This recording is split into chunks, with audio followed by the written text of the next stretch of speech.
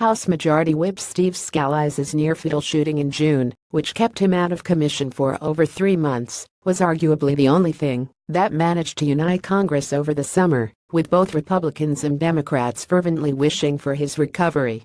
But Hess hoping that unity may set a precedent to produce legislative successes going forward.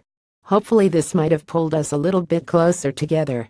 It's easy for that to go away, but I would hope that we focus on how we can achieve some of those things that we haven't been able to get done yet, Scalise told CBS News' Norah O'Donnell in a 60 Minutes interview, his first since the shooting.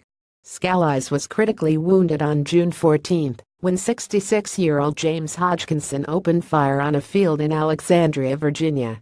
Congressional Republicans were practicing for their upcoming baseball game against the Democrats, a long-standing bipartisan tradition.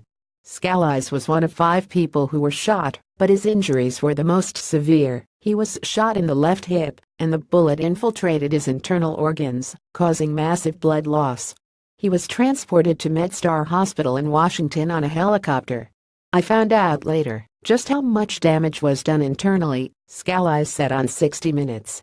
There was a lot of damage inside that had to get fixed.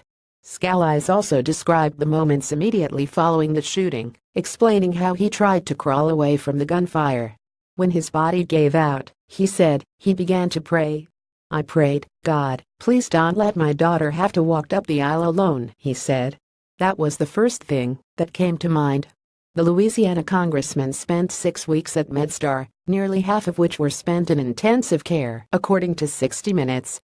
Although he has begun the recovery process, pieces of the bullet that hit him are expected to remain lodged in his body for the rest of his life, according to 60 Minutes.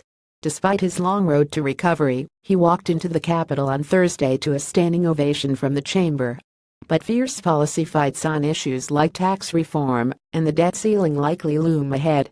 However, he said he does think Republicans and Democrats have the potential to find common ground. Ultimately, on some of these issues, we're not that far apart, Scalise said.